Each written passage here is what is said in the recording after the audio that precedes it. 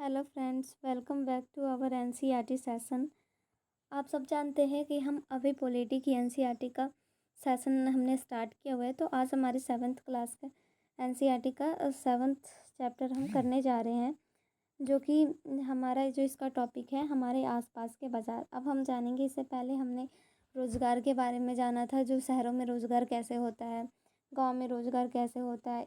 अब हम जानेंगे स्थानीय हमारे आसपास के बाज़ार। हमारे आसपास के बाज़ार से कहने का तात्पर्य जो हमारी मूलभूत आवश्यकता होती हैं, जो हमारे डेली चीज़ों की जो ज़रूरतें होती हैं, उन्हें हम किसी पास के हाट या बाज़ार से ख़रीदते हैं, तो वही हमारे आसपास का बाज़ार हुआ। जैसे कि हम बाज़ार जाते हैं और बहुत सारी चीज़ें ख़रीदते हैं, साबुन हो गया, सब्जियां हो गया, दंत मसाले, ये सारी चीज़ें।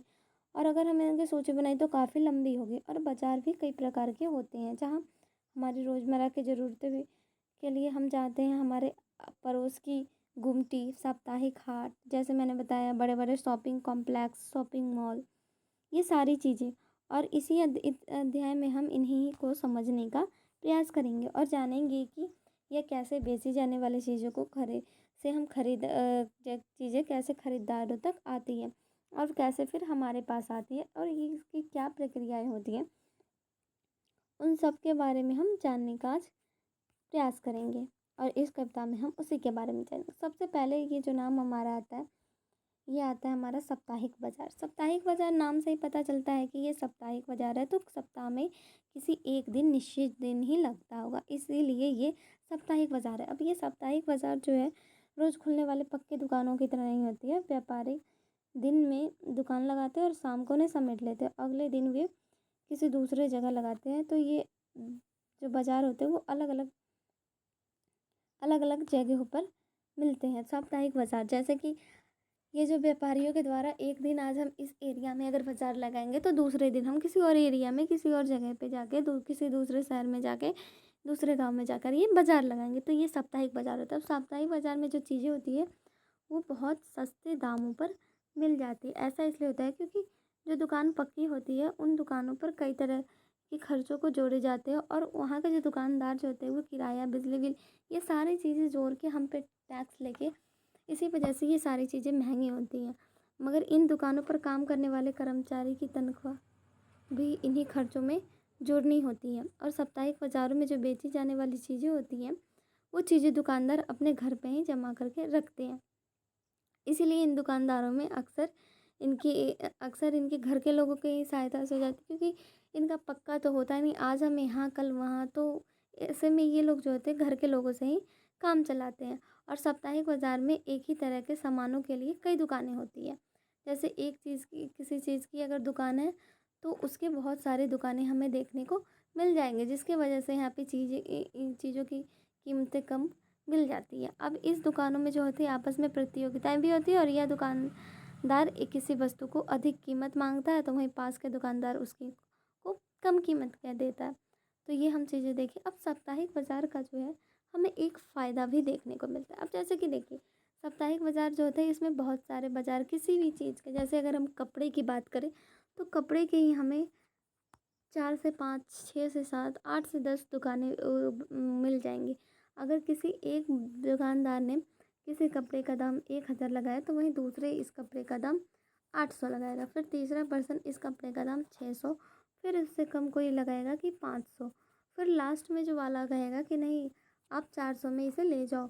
अब आप देखिए, किसी चीज़ की कीमत आपको 1000 से 400 पे आ गई, तो फिर ये सस्ती हुई ना। तो इसी वजह से साप्ताहिक बाज़ार में चीज़ें बहुत सस्ती मिल जाती है। और वहीं अगर पक्के दुकान की बात करें, तो वो फिर इसकी कीमत ज़्यादा से ज़्यादा आपको 900 या फिर 800 तक वही कपड़े देते। और साप्ताहिक बाज़ार का एक फ़ायदा यह भी होता है कि सभी सामान हमें एक ही जगह पे मिल जाते हैं। कपड़े से लेके, सब्जियां से लेके, किराना का सामान और बर्तन, ये सारी चीज़ें हमें एक ही जगह पे मिल जाते हैं, और अलग अलग क्षेत्रों में हमें जाने की ज़रूरत नहीं होती है। तो हमने साप्ताहिक बाज़ार को देख लिया। अब हम देखेंगे मोहल्ले की दुकान। मोहल्ले की दुकान से तात्पर्य क्या होता है कि हमने देखा है कि साप्ताहिक बाज़ार में कई तरह के सामान उपलब्ध हमें साप्ताहिक बाज़ार हमें कई तरह का सामान उपलब्ध करवाते हैं, ठीक है।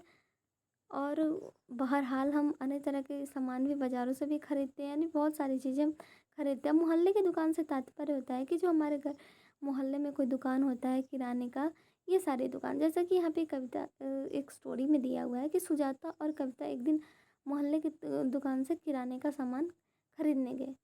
वे इस दुकान पर अक्सर ख़रीदारी के लिए आते हैं, ठीक है। कोई ऐसा दुकान जो हमारे मोहल्ले में होती है, ऐसी बहुत सी दुकानें होती हैं जो मोहल्ले में होती है, जो कि कई तरह जो कई तरह के जो कई तरह की सेवाएं हमें उपलब्ध भी कराती है, जैसे कि हमारे पास की डेयरी से दूध, किराना, व्यापारी, तेल, ये सारी चीज़ें जो होती है, स्टेशनरी, ये सारी चीज़ें हमें उपलब्ध कराती है। और इस तरह की दुकान अक्सर पक्की या अस्थायी होती है, जो सड़क के किनारे हमें देखने को मिल जाती है। अब इसके अलावा फुटपाथ, सब्जियों की दुकान भी इसमें मिल जाती है, कुछ गाड़ी मैकेनिक आदि भी दिखाई देती है। जैसे पड़ोसी पड़ोसी की दुकान, ठीक है। पड़ोसी की दुकान कई अर्थों में उपयोगी होती है, क्योंकि हम वहाँ से बहुत, एक तो पहला होता है कि वो हमारे नज़दीक भी आता है, नज़दीक की दुकान होती है, हमें हमारी सारी चीज़ें जो है बहुत ईज़िली हम ले लेते हैं। इसके अलावा हमें सप्ताह में हम किसी दिन ले सकते हैं, किंतु साप्ताहिक दुकान में हमें किसी पर्टिकुलर दिन ही लेना होता है। इसके अलावा भी सबसे बड़ी बात होती है कि अगर हमारे पास पैसे नहीं होते हैं, फिर भी हम उधार पे सामान ले लेते हैं, लेकिन साप्ताहिक बाज़ार में हम ऐसा नहीं कर सकते हैं। अब इसके अलावा किसी भी समय दुकान पे हम जा सकते हैं, अगर हमें रात को मन हुआ तो हम सडनली रात को भी जा सकते हैं, क्योंकि वो हमारे परिचित होते हैं दुकानदार और ग्राहक को उधार भी देते हैं। किंतु साप्ताहिक बाज़ार में हम ये सारी चीज़ें नहीं खरीद सकते, और सामान का भुगतान हम बाद में भी कर सकते हैं, जैसा कि सुजाता ने उदाहरण में किया था। अब हम एक बार ये स्टोरी पढ़ेंगे तो फिर हमें ये बातें हमें देखने को मिल जाएगी। और ध्यान देने योग्य बात क्या होती है कि हमारे पास में कई तरह के दुकान भी होते हैं, ठीक है। अब हम बात करेंगे शॉपिंग कॉम्प्लेक्स और मॉल की। अब हम क्या है, अब देख, जैसा कि हमने इससे पहले साप्ताहिक बाजार को देखा, ठीक है, साप्ताहिक बाजार, ठीक है। इसके अलावा हमने, और अभी हमने देखा मोहल्ले की दुकान, ठीक है। साप्ताहिक बाज़ार और मोहल्ले की दुकान को हमने देखा। अब हम देखेंगे शॉपिंग कॉम्प्लेक्स। अब ये जो है कि कुछ अन्य शहरों में भी अनेक प्रकार के होते हैं, जहाँ कई तरह के, अब ये शॉपिंग कॉम्प्लेक्स मॉल क्या होता है, यहाँ पे बहुत सारी चीज़ें हमें एक जगह मिलती है, लेकिन वो बहुत हाई स्टैंडर्ड के होते हैं, बहुत बड़ा। और ये शहरी इलाकों में आपको बहुमंजिला वातानुकूलित दुकानें भी देखने को मिल जाएंगी, और जिन्हें अलग अलग मंजिलों पर अलग अलग तरह के वस्तुओं में मिलती है, इन्हें ही मॉल कहते हैं। जहाँ पे अलग अलग मंजिलों का होता है और अलग अलग तरह की वस्तुएं हमें मिलती है, और इन्हें ही हम मॉल कहते हैं। और इन शहरी दुकानों में अनेक बड़ी कंपनियां और ब्रांड भी शामिल होते हैं, क्योंकि इन पे जो होता है किसी बड़ी कंपनी का ब्रांड होता है, और बिना ब्रांड का कोई भी सामान मॉल में नहीं मिलता है। मॉल की यही सबसे बड़ी खासियत होती है। अगर आपको कोई चीज़ हाट या दुकान में 10 से 20 रुपये मिल रही है, तो वही सामान मॉल में आपको 1000 से 2000 में मिल सकती है।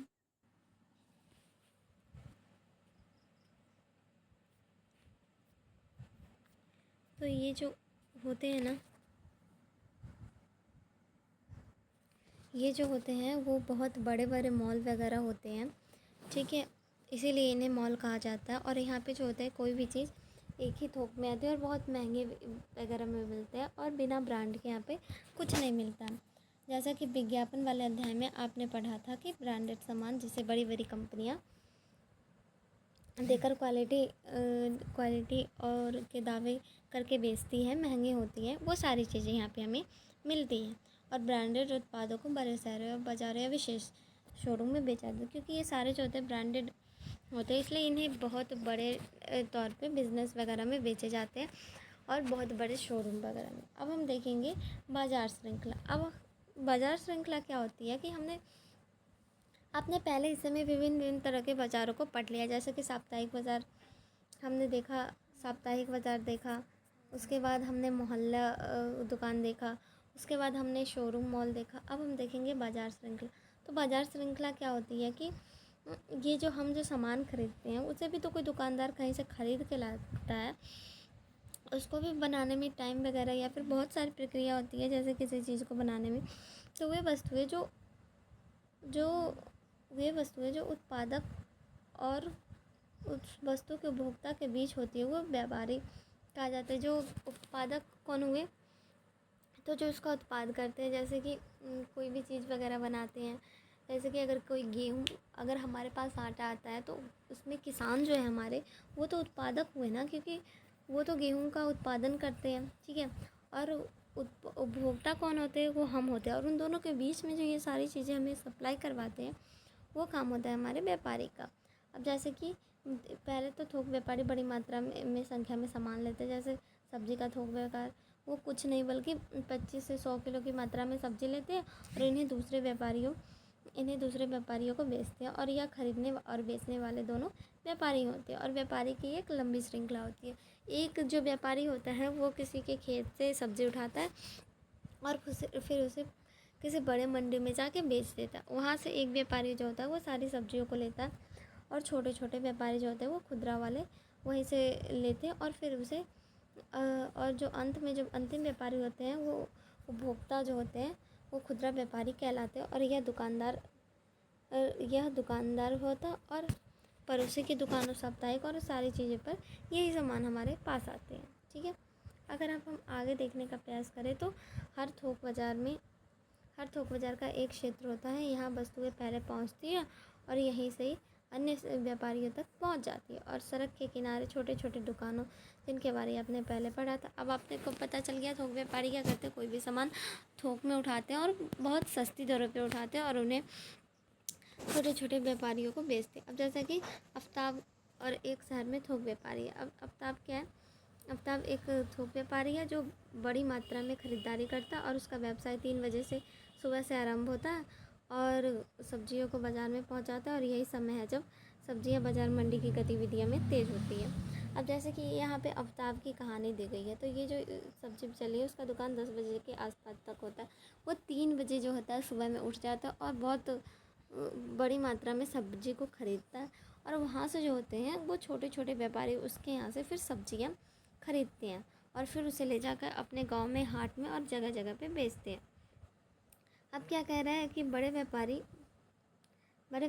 अपने से बड़े थोक व्यापारी से स्वयं सामान खरीदता है। अब जैसे कि कोई बड़ा व्यापारी है, उससे भी बड़ा कोई अगर बिजनेस मैन है, तो फिर वो जो होता है शहर का बड़ा थोक व्यापारी होता है, प्लास्टिक का यह सामान कारखाने से ख़रीदता है। और कोई भी सामान हो तो वो उस जगह से ख़रीदेगा जहाँ पे उसकी क्वालिटी हो और वहाँ से फिर ख़रीद के छोटे छोटे व्यापारियों को देगा। ये यहाँ पे बताया गया। अब हर जगह बाज़ार से क्या मतलब है कि हमने देखा है कि अलग अलग जगहों पर तरह तरह के बाज़ार होते हैं और तरह तरह के वस्तुएं हमें मिलते हैं। और ये जो बाज़ार होता है ना, ये बाज़ार जो होता है अपनी तरह से काम करता है। और कई बार तो यह आवश्यक नहीं होता है कि आप सामान खरीदते हैं तो बाज़ार जाएं। ये कई बार नहीं होता है कि हम जो सामान खरीदते हैं उसके लिए हमें कई बार बाज़ार जाने की ज़रूरत हो, क्योंकि कई बार जो होता है कि हम फ़ोन और इंटरनेट से क्योंकि आजकल जो है हमारा ऑनलाइन सिस्टम आ गया है, तो हम उससे भी सामान हमारे घर तक आ जाता है। अब ये पता चल गया। अब जैसे कि अब इंटरनेट के माध्यम से हम किस किस ऐप से मंगवाते हैं, जैसे अमेज़ॉन हो गया। अगर हमें कपड़े वगैरह मंगवाने हैं तो हम अमेज़ॉन से मंगा लेते हैं, जोमेटो से मंगवा लेते हैं और बहुत सारे चीज़ें हैं उसकी अभी ऑनलाइन से हम करते हैं इसका यूज़। अब इसके अलावा अगर हम देखने का प्रयास करें तो अपने नर्सिंग होम और डॉक्टर के क्लिनिक में भी कुछ कंपनियों के प्रतिनिधि होते हैं जो अपना सामान बेचने का कार्य कर रहे थे। अब जैसे कि कोई भी व्यापारी वगैरह जो होता है वो क्या करता है, किसी भी तरह के कोई बिज़नेस कंपनी के जो आदमी होते हैं, जो बड़ी बड़ी कंपनियां होती हैं, वो क्या करती हैं अपने स्टाफ्स को बहुत से ऐसे जगहों पे भेजते हैं और फिर वहाँ पे वो उनके सामान को बेचते हैं। और ये तो वही बाज़ार है जो हमें सीधे तौर पर दिखाई देते हैं। कुछ ऐसे भी बाज़ार होते हैं जिनके बारे में हम जानते भी नहीं हैं, क्योंकि यहाँ बिकने और ख़रीदे जाने वाली चीज़ें सीधे हमारे पास नहीं आती हैं। अब ये सारे जो बाज़ार होते हैं वो तो उनके बारे में हम जानते हैं और उनके बारे में देखते हैं, ठीक है। पर कुछ ऐसे भी बाज़ार होते हैं जिनके बारे में हम नहीं जानते हैं। जैसा कि अब देखिए, जैसा कि इसमें बताया गया है कि कुछ ऐसे भी बाज़ार होते हैं जिन्हें हम सीधे तौर पे नहीं देखते और नहीं जानते हैं। जैसे कि इसमें जो उदाहरण लिया गया एक किसान का लिया गया। कोई किसान होता है, ठीक है, अब हम डायरेक्ट उससे कोई चीज़ नहीं खरीदते हैं। वो जो चीज़ें होती हैं वो कोई व्यापारी जो होता है, जो बहुत बड़ा व्यापारी या फिर थोक पे, वो उनसे चीज़ें लेते हैं और फिर वो उसे, जैसे कि कोई गेहूँ की फसल है, उसे लिया, गेहूँ से बहुत सारी चीज़ें बनती हैं। फिर वो गेहूँ को वो किसी बड़े व्यापारी को एक जगह पे जाकर, जो थोक में ये सारे लेते हैं, उन्हें बेचता है और फिर वहाँ के जो व्यापारी होते हैं उसे वो अलग अलग मिलों वगैरह पे बेच के फिर उनसे जो चीज़ें बनाती हैं वो होती है। अब जैसे कि एक किसान अपनी फसल की पैदावार बढ़ाने के लिए क्या कहते हैं, कुछ खाद उर्वरक का इस्तेमाल करता है और यह उर्वरक वे शहर के कुछ खास दुकानों से खरीदते हैं। और जहाँ ये खाद के कारखाने से माल मंगाया जाता है, एक कारखाने से के द्वारा इंजन, गैस, पेट्रोल, क्या कहते हैं, टंकियाँ, एक्सल, पहिए आदि अलग अलग कारखाने से खरीदे जाते हैं। अब इसमें जो बताया गया है कि परंतु हम इन सबसे बेखबर कार के शोरूम पे जाके अपने अंतिम उत्पाद एवं कार को देखते हैं। अब जैसे मैंने आपको पहले ही बता दिया, अब कोई किसान जो होता है वो खास ये उर्वरक वगैरह खरीदता है। उसी तरह जो होता है, अब कार वगैरह हुआ, उसके पहिए अलग से किसी कंपनी के बने होते हैं, उसके कुछ पार्ट, मोटर वगैरह किसी दूसरी कंपनी को, तो अलग अलग कंपनियों के पार्ट बाई पार्ट बने होते हैं। मगर हम वो सारी चीज़ें कहाँ खरीदते हैं, तो किसी पर्टिकुलर प्लेस पे जाके वो सारी चीज़ें हम खरीदते हैं। अब यहाँ पे बाज़ार और समानता, अब इसमें क्या है कि हम मैंने आस पास के बाज़ारों पे कुछ नज़र डाली, कुछ साप्ताहिक बाज़ार से लेकर शॉपिंग मॉल्स, ठीक है। अब दोनों दुकानों में बड़ा अंतर है और एक छोटी सी पूंजी से व्यवसाय करने वाले दुकानदार है, जबकि दूसरा अपनी दुकान की पूंजी पर एक बड़ी खर्च करता है, ठीक है। अब हमने इसमें सिर्फ अभी अंतर देखा है कि क्या क्या अंतर है, कैसे ये एक दूसरे से भिन्न है, मगर अब हम इसमें जानेंगे इन दोनों के बीच में समानता क्या है। अब जैसा कि क्या है, अलग अलग होती है। अब जैसा कि साप्ताहिक बाज़ार का जो होता है वो छोटा दुकानदार शॉपिंग कॉम्प्लेक्स मॉल व्यापारी की तुलना में कम लाभ कमाते हैं, क्योंकि उसका बिजनेस छोटा होता है तो वो छोटा होता है। और अगर हम देखें तो इसी तरह से वो लॉस भी तो उसका कम होता है। इसी तरह खरीदार भी अलग अलग स्थितियाँ होती हैं। ऐसी स्थितियों में बहुत से लोग जो सस्ता मिलने वाले सामान खरीद पाने की स्थिति में नहीं होते हैं और दूसरे में कुछ लोग जो होते हैं वो मॉल में महंगी महंगी खरीदारी में व्यस्त होते हैं। अब देखिए यहाँ पे सिचुएशन क्या होता है कि कभी कभी इन सारी चीज़ों की भी ज़रूरत हमें होती है, क्योंकि बहुत सारे ऐसे भी लोग होते हैं जिनकी कंडीशन जो होती है, इकोनॉमिकल कंडीशन, फाइनेंशियल से वो इतने कमज़ोर होते हैं कि वो जो उनकी जो मूलभूत आवश्यक चीज़ें होती हैं वो भी नहीं खरीद पाते, जिसकी वजह से उनके लिए जो ये सारी चीज़ें हैं वो बहुत ही ज़्यादा फ़ायदेमंद है, जिसे वो खरीद के अपने परिवार का खर्च वगैरह चला लेते हैं। और इस हद तक अन्य कारणों से ये आर्थिक स्थिति यह तय करती है कि हमें किन बाज़ारों को खरीदना है। अब कुछ होते हैं वो पैसे वाले, वो बड़े बड़े दुकानों, शॉपिंग मॉल में बिजी रहते हैं। अब जैसा कि यहाँ पे क्या करें, हम सामान के उत्पादन से लेकर हम तक पहुँचने वाले जो हम तक बनाने वाली जो श्रृंखला होती है वो बाजार श्रृंखला।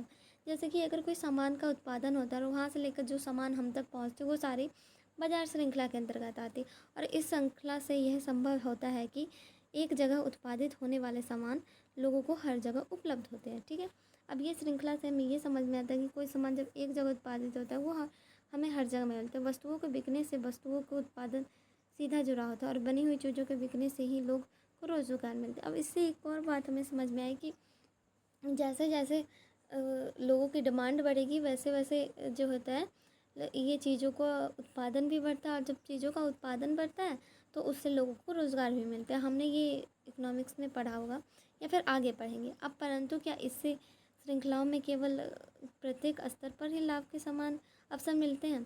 अब देखिए, कोई भी चीज़ जो होती है उसमें केवल हमें लाभ नहीं मिलता है, हानि भी मिलता है। तो इससे हम आगे की कहानी में पढ़ने का प्रयास करेंगे, ठीक है। ये चैप्टर यहीं पे हमारा समाप्त होता है। अब देखिए इसमें कुछ शब्द है, जैसे कि साप्ताहिक बाज़ार क्या है ये मैंने बता ही दिया आपको। मॉल क्या होता है, थोक और बाजार श्रृंखला, ये सारी चीज़ें हमने इसमें देख लिया। इसी के साथ ये सेशन हमारा समाप्त होता है। तो थैंक यू।